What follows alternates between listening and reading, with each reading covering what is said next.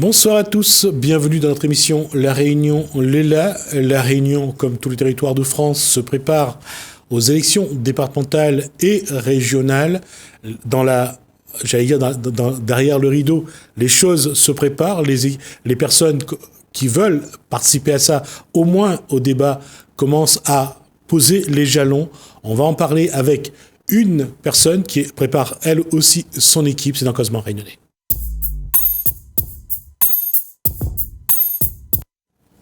Bonsoir Yvette Duchman. Bonsoir Jasmine. J'allais dire que la politique c'est quelque chose qui vous connaît ?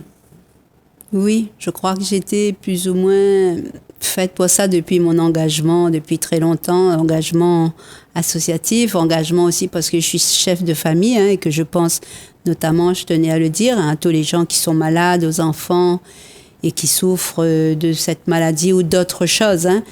Et donc, il faut du courage, il faut beaucoup de courage. Et puis aussi, engagement dans mon métier d'enseignant.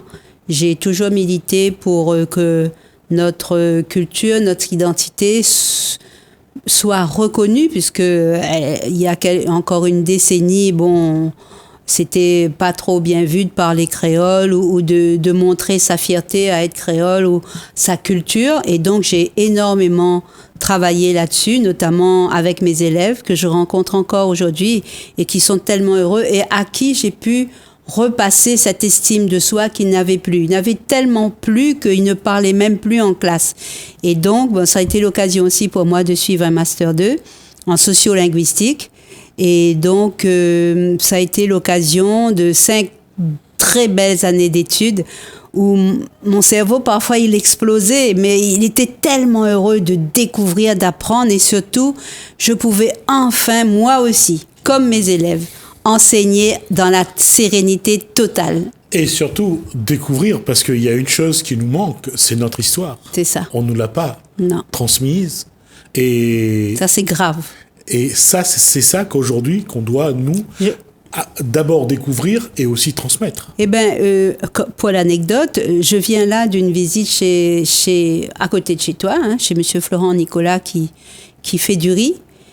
Et puis, on se disait, c'est tellement incohérent. On mange du riz et on ne sait pas d'où sort notre riz. Pourtant, c'est notre nourriture au quotidien.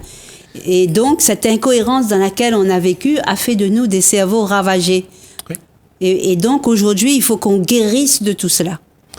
Et cette volonté aujourd'hui de cultiver le riz à La Réunion commence à faire des petits. Oui, effectivement. À faire des petits et on commence à avoir quelques champs de riz qui commencent à sortir de terre. Il y a ça. Il y a aussi que Florent va animer des cours de riz, je dirais, d'ori. Dori dans l'école maternelle. Là, Madzali vient dans le collège. Maman, le collège, je ne connais pas aussi non plus. Et puis, oui, effectivement, on a bon peu d'agriculteurs et il y en a du foncier. Et donc, tant mieux, parce que nous avons besoin aussi. Plante de riz, mange de riz. Voilà. Oui, on mangeait beaucoup de riz, mais on ne savait pas d'où ça venait. Du Vietnam, de Chine, oui, parfois de Madagascar. Madagascar également. Voilà. Mais aujourd'hui, on a envie d'avoir... Nutri La Réunion. Nutri La Réunion. Et les sans pesticides en plus. Et une chose, justement, comment Yvette Duchman conjugue ses racines réunionnaises et cette volonté de développer aussi La Réunion. Là, j'ai toujours conjugué, c'est-à-dire en voulant transmettre et en voulant faire, j'ai conjugué une politique culturelle qui est une politique aussi. La culture, c'est de la politique avec tout ce que j'avais autour de moi, notamment dans mon champ associatif, puisque j'ai beaucoup travaillé dans le champ associatif avec d'autres dallons, on ne peut pas travailler tout seul, et en partenariat avec tous ceux qui veulent travailler. Ça, pour moi, c'est très important. C'est-à-dire que pour avancer bien et pour avoir aussi parfois des aides, qu'elles soient logistiques ou autres, il faut travailler en partenariat. Je crois que la Réunion a besoin d'un collectif de personnes qui veut la faire avancer, qui veut travailler ensemble pour le bien-être de la Réunion et des Réunionnais. Voilà comment est née cette. C'est pour ça que vous avez créé ce ce collectif, enfin ce parti politique.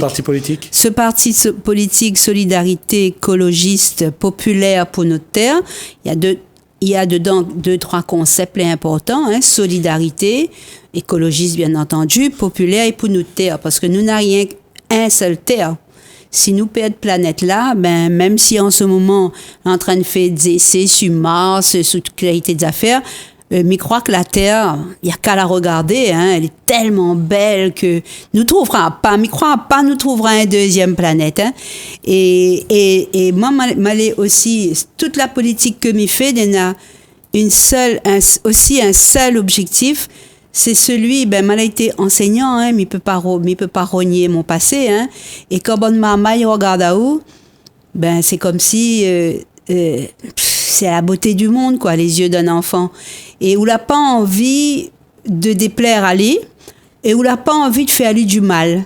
Donc, et où a envie de bien faire automatiquement. Donc, dans la vie de tous les jours, et notamment dans tout cet engagement que moi j'ai eu, n'était pas tous les jours facile, hein, parce que, comme nous vient de dire, la culture, la langue créole, pendant toute mon existence, disons, bon, hormis 2-3 ans, là, tout le monde y revient un peu dessus, il est content, les gaillards d'ailleurs, et ben, elle a été rejetée. Et ben, elle n'est pas toujours facile, parce que parfois, on ressemble à un vilain petit canard. Et ben, je préfère ressembler à un vilain petit canard, mais fais mon affaire jusqu'au bout. On dit toujours que celui qui veut prendre une décision, il est seul. Il doit se mettre à part.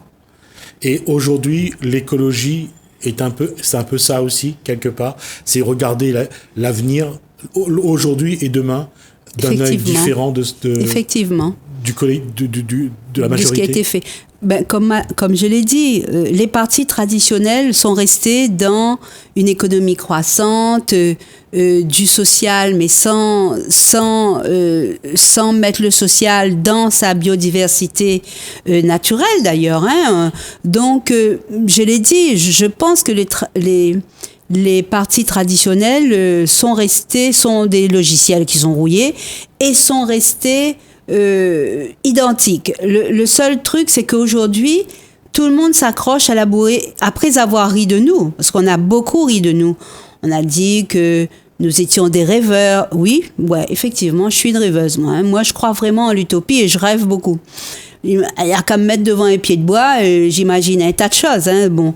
Et donc, après avoir été rejeté, eh ben, aujourd'hui, les partis politiques traditionnels, ils ont compris qu'on ne peut plus faire de l'économie sans faire attention à son environnement, à l'environnement de l'humain, à la biodiversité. Dans la biodiversité, il y a la nature, et il y a aussi l'homme. Si on ne fait pas un compte avec un ou avec l'autre périt, mais plus l'homme. Hein. Donc, ils ont compris, et aujourd'hui, ils ont une bouée de sauvetage, parce qu'il y a aussi des fonds. Hein. Nous, on le fait même si on n'a pas d'argent. Parce que on n'est pas des grands causeurs, mais on peut être des bons faiseurs. Non, même si on n'a pas d'argent, nous prenons notre courage de main, nous piocher, nous planter, nous essayer, nous soubattre, et ensemble, les écologistes. Mais maintenant, oui, ils rattachent à cette bouée, et c'est tant mieux. On n'est pas triste, au contraire, on est content. Si les choses avancent, si on arrive à sauver le vivant, eh ben nous on est content, que quiconque le fasse d'ailleurs. Hein. Il n'y a pas de jalousie, il n'y a pas de tirage de couverture, en tout cas sur moi. C'est le collectif qui travaille ensemble. C'est pour ça que j'ai toujours bien travaillé avec tout le monde, que ce soit l'un ou l'autre. Et eux aussi, je pense qu'ils ont bien travaillé avec moi, parce que je suis tenace et puis parce que je suis subversive aussi, il faut le dire. Hein. Je fais des choses que les autres ne font pas. Je n'ai pas peur, mais en même temps, comme j'ai été enseignant, je peux expliquer pourquoi je fais ça. Et en objectif final, il y a l'épanouissement des gens. Donc, s'il y a l'épanouissement des gens, tout politique peut s'accorder avec notre politique de solidarité écologiste pour notre terre. Et il y a une chose, c'est que cette pandémie, cette épidémie, ce Covid-19 a quand même chamboulé beaucoup de choses. Il y a une grande remise en cause de l'individu d'abord, de ce qu'il est, oui, de son environnement. Comment aujourd'hui, avec votre mouvement, avec ce contexte-là, comment vous allez communiquer, vous allez échanger, comment vous allez aussi accompagner, parce que ils vont quand même certains auront besoin qu'on les accompagne. Tous les jours. Parce qu'il y en a quand même qui sont beaucoup perdus. Oui. Nous appliquons les gestes barrières, ça c'est sûr. Hein. Nous faisons attention, ça c'est sûr. Et nous accompagnons les gens. Et ben, pour accompagner les gens, il n'y a pas besoin d'aller chez eux, de leur promettre la lune. Tous les gens que j'accompagne, moi, et certainement certains de mes collègues font pareil, ils me téléphonent. Ils viennent nous voir, ils viennent me voir, et là, on respecte les gestes barrières. On communique. On ne peut pas dire qu'on ne communique plus à la réunion. On communique. Et ensuite, je dirais pas que c'est simple, mais nous, en tant qu'élus, nous recevons leur doléance, leur douleur. Et nous essayons d'y contribuer au travers de nos services administratifs qui ont, la plupart du temps, du bon répondant. Et ça aussi, ça fait plaisir parce que nous, en tant qu'élus, on se donne à n'importe quelle heure. En tout cas, on peut m'appeler, moi, à des heures normales et même parfois dans l'urgence. Je réponds et j'active tout de suite la machine parce que, justement, tu le disais, nous sommes dans une période où c'est dur, c'est difficile pour tout le monde. Et même, il y a des entreprises qui m'appellent, donc là, je fais jouer mes partenariats. C'est obligé. Ils vont mettre la clé sous la porte. Donc, il faut vraiment beaucoup. Il faut aujourd'hui, donc, pour répondre à ta question, être encore plus présent qu'avant. Et être plus présent qu'avant, c'est toujours d'un seul objectif. C'est pas d'un objectif de clientélisme ou de populisme, c'est un objectif pareil, d'aider l'autre. C'est pour ça que j'appelle à cette grande solidarité. Il y a, selon le Premier ministre Jean Castex, les élections départementales et les élections régionales auront lieu les 20 et 27 juin. Comment allez-vous prendre part à cette élection, soit en étant candidat bien sûr, ou participer aux débats qui doivent être mis en place? Si on m'invite, je participerai. Maintenant, pour ma part, j'ai été consultée pour savoir si je voulais que les élections soient reportées. J'ai été consultée en tant que CET et en tant que conseillère départementale. Je ne suis pas d'accord. Vous voyez, tu vois, les gens sont en train de souffrir. Beaucoup souffrir. Les gens mettent la clé sous la porte. Les entreprises, les artisans, tout le monde. Les mamans ont du mal à boucler nos garde-manger en fin de mois. Et là, on va penser à se faire réélire alors que la machine tourne. La machine tourne correctement, elle est bien huilée. Donc, je trouve que là, on manque d'humanisme. Et deuxièmement, cette élection, je plains les maires. Parce que comment ils vont faire pour trouver, en tout cas, si on me demande d'être présidente, ou là, excusez-moi, pour cette fois, je ne respecterai pas parce que j'ai plus que 60 ans et donc je ne veux pas tomber malade. Et donc, même si on me dit qu'il y aura tout ce qu'il faut, vu comment ça s'est passé la première fois, et vu le nombre d'électeurs qu'il y a à La Réunion, vraiment, je plains mesdames et messieurs les maires, parce que en plus, les deux élections se font le même jour. Déjà que les gens ont du mal à comprendre les départementales, je les critique pas. C'est difficile, on n'est pas dans la vie politique, et puis comme je disais, on cherche un emploi, on cherche à manger, on élève ses enfants, on n'est pas obligé d'être en plein dans la vie politique, on s'y intéresse un peu, et là, vraiment, comment ils vont faire, vraiment, je ne m'imagine même pas. En France, les gens dans le monde entier, les gens sont en train de mourir. Et nous, on pense aux élections, on dit une fois, deux fois, on traîne, on fait des passages à la télé seulement pour ça. Mais non, moi, je préfère aller aider les gens. Hein. Je vous dis franchement, je préfère aller aider les gens plutôt que ce jour-là. Bien sûr, j'irai voter, c'est notre devoir à nous. Hein. Est-ce que je serai candidate? Le groupe va le décider d'ici 15 jours. Puisqu'il y a des dates à la préfecture auxquelles il faut se soumettre. on va se dessiner cette semaine, mais je trouve quand même que ces élections auraient dû être reportées. D'ailleurs, c'est ce qui remporte aussi au niveau du sondage. Donc là encore, le gouvernement n'écoute pas la population, ses élus. Apparemment, si on se réfère à ce qu'a dit Jean Castex, les maires de l'association des maires auraient, à une large majorité, décidé le maintien des échéances électorales pour le mois de juin. On n'a pas vu les résultats, donc on croit ou on ne croit pas, mais moi je ne crois pas trop. Hein. D'accord. Qu'est-ce que vous voulez apporter à ce débat ? Quels sont les éléments que vous voulez intégrer au débat pour que le Réunionnais se pose la question sur lui-même, parce que traverser le Covid l'a quand même beaucoup bouleversé, et comment l'amener malgré tout à échanger sur le demain qu'il souhaite pour lui et pour ses enfants.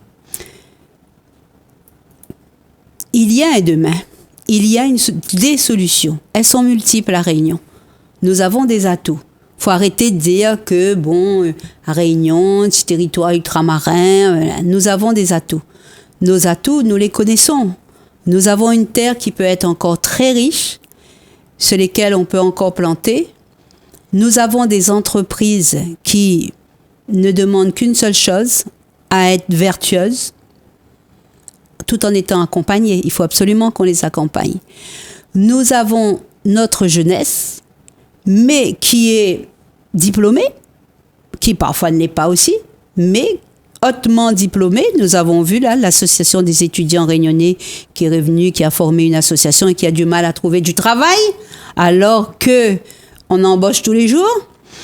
Nous avons aussi des personnes en retraite qui peuvent être des ressources. On parlait de culture tout à l'heure là. Nous avons à transmettre cette culture réunionnaise pour en faire des gens solides et forts. Donc nous avons une identité. Nous avons une forte identité. Donc nous avons donc des atouts. Nous avons aussi une agilité. C'est-à-dire, si tu regardes bien, la Réunion a toujours su s'adapter, peu ou beaucoup. Donc, nous avons des compétences aussi à nous adapter à des situations, et nous sommes en train d'essayer de nous adapter au Covid.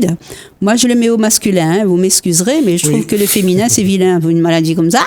Donc, je le mets au masculin. Et donc, donc, ces atouts-là, il faut les utiliser. Et il faut une ligne politique de développement durable, où dedans, il y a du social, où dedans, il y a de l'économie, et où dedans, il y a de l'écologie environnementale, comme je te disais.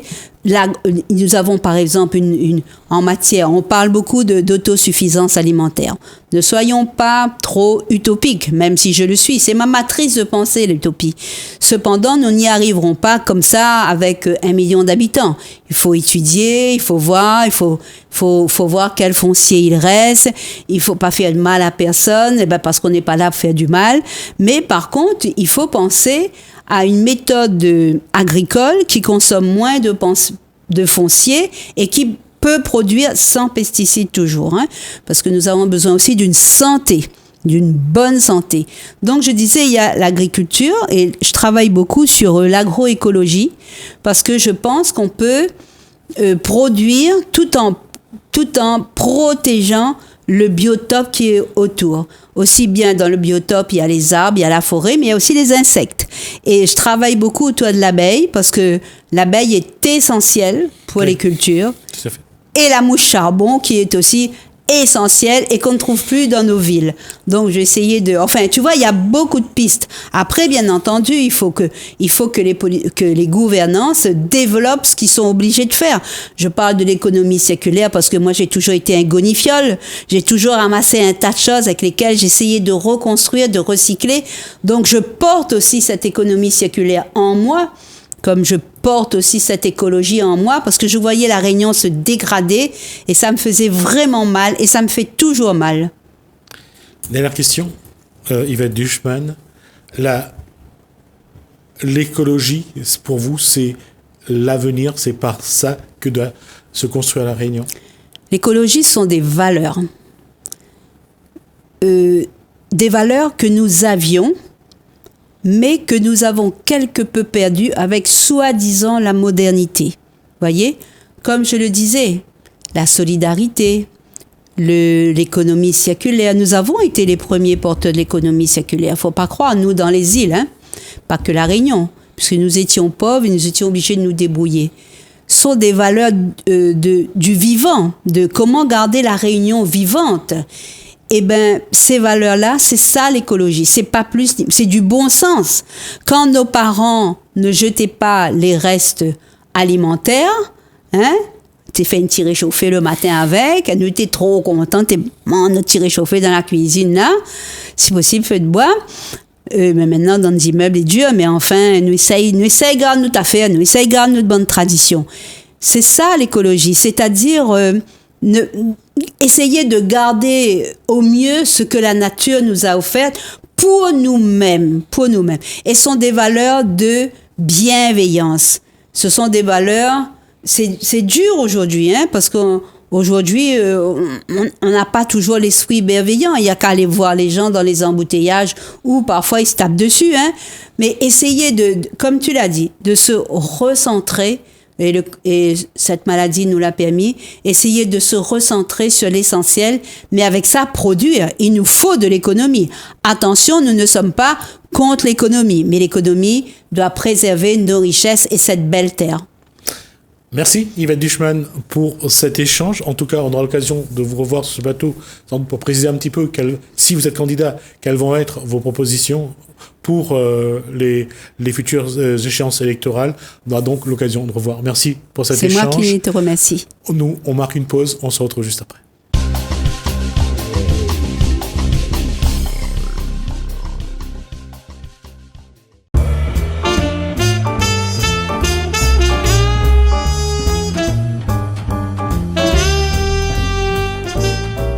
Ce livre, aujourd'hui, Ismaël Aboudou, il représente quoi ?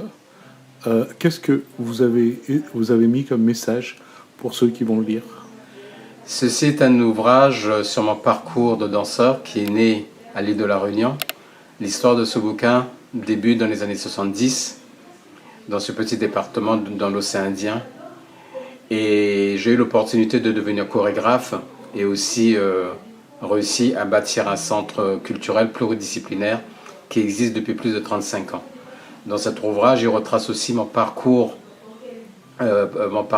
professionnel artistique afin de faire savoir à mes descendants et aussi les danseurs passionnés, tout le monde, le milieu d'où je viens. À savoir, c'est un milieu qui n'est pas du tout accessible à un jeune danseur noir qui arrive de l'île de la Réunion, pour pas dire dans le côté de l'Afrique.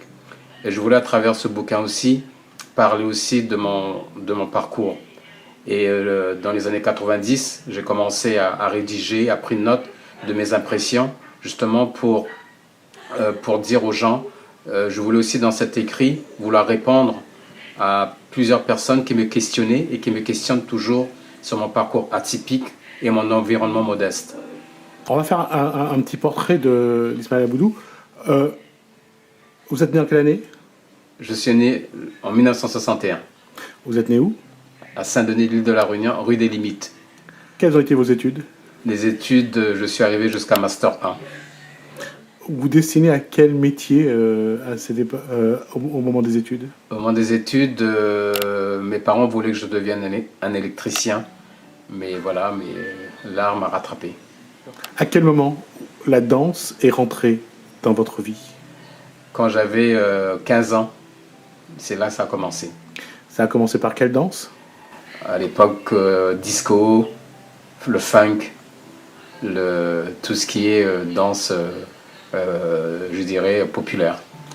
À quel moment la danse est devenue une expression corporelle ? Pour moi, au moment que j'ai compris que c'était quelque chose qui me rendait bien, et c'est là que j'ai compris que la danse est rentrée en moi et que j'ai pu voir à travers mon image même que j'étais à l'aise, j'étais libre dans mes expressions chorégraphiques, corporelles, et c'est là que j'ai compris que la danse était quelque chose de bénéfique pour moi et pour les autres personnes plus tard, vraiment bien plus tard. Avec nos racines africaines, nos racines asiatiques, la danse est une expression. d'abord de notre vie, j'allais dire de nos souffrances aussi. Aujourd'hui, est-ce que, à travers le Maloya, parce que le Maloya est sans doute la danse qui l'exprime le mieux, comment la danse exprime, j'allais dire, l'identité réunionnaise?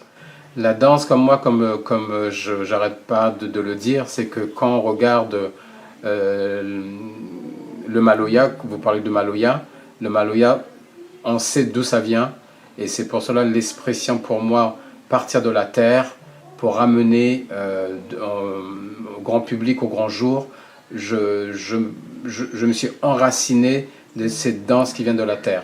Et donc, comme j'expliquais, c'est qu'aujourd'hui, la musique Maloya est en train de prendre. En règle générale, quand ça marche toujours à pair. C'est que quand il y a la musique Maloya, il doit aussi la danse qui doit suivre. Je pense que la danse a une grande place à travers cette musique aujourd'hui. Il faut savoir aussi que quand je parle de valeurs traditionnelles, pour moi, le Maloya parle aussi de valeurs traditionnelles. Ça veut dire l'écoute des parents, l'écoute des enseignants, l'écoute de l'aîné.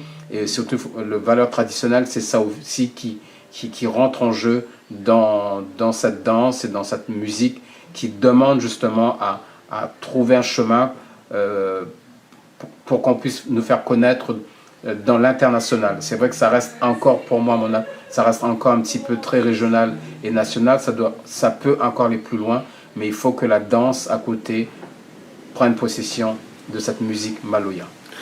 On parle de racines, on parle bien sûr des arbres, on parle également de ce qu'on peut voir, par exemple, comme danse au Sénégal, qui ressemble un petit peu au Maloya, les racines africaines. C'est ça qui manque aujourd'hui à La Réunion pour construire une vraie identité. C'est que, de par le fait que le peuplement est lié à un certain nombre d'apports à La Réunion, que ce soit de la Chine, de l'Asie, de l'Inde, que ce soit d'Afrique, c'est ça qui nous manque, c'est d'avoir des racines plus solides, des racines plus communes aussi. Bien sûr, comme vous parlez de l'Afrique, par exemple, au Sénégal, il y a le sabar. En Guinée, vous avez la danse de Guinée. Et en Côte d'Ivoire, vous avez plusieurs danses. Quand vous regardez dans le Brésil, vous avez tout ce qui est le rythme Kodamblé, Orisha, Yamaya, Yemeja, la danse de la mer, Shango. Et puis quand on regarde aussi en Haïti, tout ça, c'est une danse qui arrive de leur culture. Et je pense qu'aujourd'hui, ce qui manque à notre île de la Réunion, c'est vraiment de prendre quelque chose qu'on connaît déjà, c'est le Maloya, qu'on travaille davantage là-dessus pour ne pas perdre justement ses racines et son identité. À savoir aussi, il y a des apports aussi extérieurs qui viennent en jeu, parce que bon, c'est clair qu'on est dans un monde qui est ouvert, on est dans un monde international, il faut prendre aussi les apports de l'extérieur. Aujourd'hui, on ne veut pas justement lisser notre expression à travers des danses qui viennent d'ailleurs, que nous-mêmes, on ne connaît pas. Donc aujourd'hui, moi, j'estime encore une fois, quand on regarde la danse noire, que ce soit la danse jazz, la danse des claquettes, le charleston, le blues, tout ça sont des danses qui nous font rappeler le Maloya.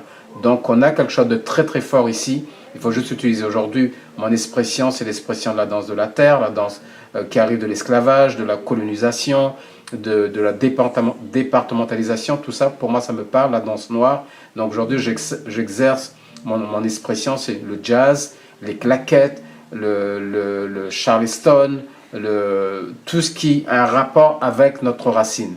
Donc aujourd'hui, c'est ça qui nous manque aujourd'hui. Et moi, je suis un fervent défenseur de la culture noire à travers le Maloya, et je veux que quelque part on arrive à comprendre ça. Si on n'a pas notre sol, comme on dit, notre âme, notre racine, on n'utilise pas notre ancrage, on va être perdu parmi les autres nations.